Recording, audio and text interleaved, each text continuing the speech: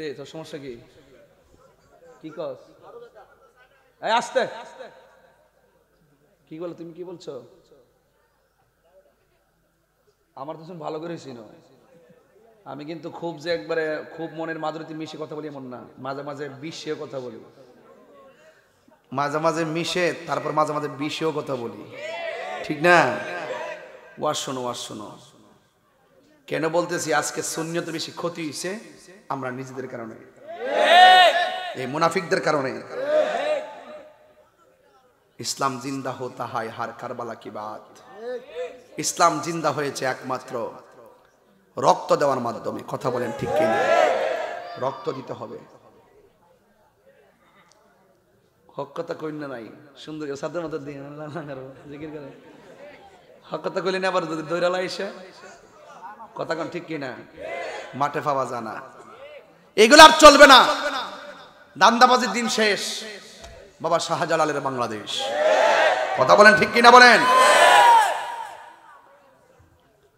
এই জন্য আমি যেই কথা বলছিলাম খুব মনোযোগ দিয়ে শোনেন। আমার নবী আপনার নবী বলেন আমার আল্লাহ আমাকে 6টা মর্যাদা দিয়েছেন। এর মধ্যে আরেকটা মর্যাদা হলো আদম থেকে ঈসা রুহুল্লাহ পর্যন্ত কেউ বলতে পারবে না আমি শেষ নবী। আমার নবী আপনার নবী বলেন আমি রাহমাতুল লিল আলামিন হলাম শেষ নবী। আনা খাতামুন নাবিয়িন লা নাবিয়্যা বাদি। আমি নবী হইলাম শেষ নবী, আমার পরে কোনো নবী আসবে না। এই জন্য আমরা কত ভাগ্যবান হয়ে গেলাম, সেই নবীকে পাই আমরা বড় খুশি হয়ে গেলাম। এ যুবকের দল, পায়ের মধ্যে হাত দিয়া বলি আমার নবী আপনার নবী রাহমাতুল লিল আলামিন। তিনি মসজিদের মধ্যে বসা আর ডাক দিয়ে বলে এ সাহাবীরা এদিকে আয়। এবার সাহাবায়ে কেরাম নবীর কাছে আসলেন। দেখেন নবীর সাহাবীরা নবীরে কেমন ভালোবাসতো। যেই নবীর যায়া বলতো ইয়া রাসূলুল্লাহ উযু করবেন সাথে কাশ মুবারক দেন, সাহাবায়ে কেরামদের হাতের মধ্যে কাশ মুবারক নিতেন। ওই কাশ মুবারকটা চেহারার মধ্যে মালিশ করতেন। রাস্তা দিয়ে যখন হাঁটতেন মানুষগুলা বলতেন কে রে তোমার চেহারার মধ্যে মেশকে আম্বরের গ্রান দেখা যায় কেন? নবীর থুতু মুবারক থেকে মেশকে আম্বরের গ্রান বের হতো।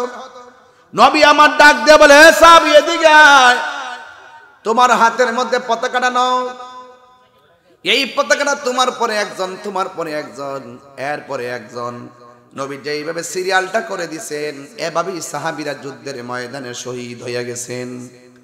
তার মানে প্রমাণ হয়ে গেল আমার নবী হলো গায়েবের খবর দেনওয়ালা।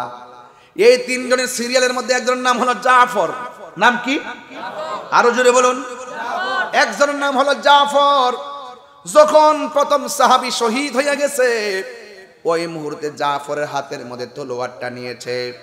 তলোয়ারটা নিয়ে এমন ভাবে যুদ্ধ শুরু করলেন, সাথে সাথে জাফরের ডান হাতের মধ্যে একটা খুব মারছে। তলোয়ারটা জাফরের বাম হাতের মধ্যে নিয়ে গেছে। কেন রাগ করি, কেন গুসা করি? মাথার গাম ফালাইতে, মাথার গাম ফেলতে চায় না, একটা ফোঁটা ঘাম ঝরবে এটাও চায় না। এই মাহফিলটা করতে যাই নুরুজ্জামান পোলাপানগুলো যারা আছে এই পোলাপানগুলো ধারে ধারে ঘুরছে, কিন্তু সহযোগিতা করার মতন মানুষ পাওয়া যায় না। কথা কোন ঠিক না? ধারে ধারে ঘুরছে। 100 টাকা দেন, 500 টাকা দেন, এই টাকার জন্য 10 বার যাওয়া লাগছে। এইভাবে কিন্তু ইসলাম হবে না রে বাবা। আপনি দান করলে এটা আপনি হাসরের ময়দানে পাবেন। কারণ আমার নবী বলছেন আল্লাহ রাব্বুল আলামিন হাসরের ময়দানে 7 প্রকার মানুষকে আরশে আজিমে নিজে ছায়া দান করবে। এর মধ্যে এক শ্রেণীর মানুষ হলো যারা আল্লাহ রাস্তায় দান করে। দান করলে লস নাই, দান করলে লাভ। as-sakhiyu হাবিবুল্লাহ, দানশীল ব্যক্তি হলো আমার আল্লাহর বন্ধু। এই জন্য আমার নবী আপনার নবী রাহমাতুল লিল আলামিনের সাহাবায়ে কেরাম নবীকে কেমন ভালোবাসতেন। যখন ডান হাতটা কেটে গেছে আমাদের মধ্যে মায়ের ডর দেখলে দেখবেন ঘর থেকে বের হয় না, একটা ইডা ফললে সামনে আর যায় না। না না, ইসলামকে কায়েম করার জন্যে, হককে কায়েম করার জন্যে ইমামে আলী মুকামের মতন গলার তাজা রক্ত ঢেলে দিতে হবে, ইসলাম জিন্দা হয়ে যাবে।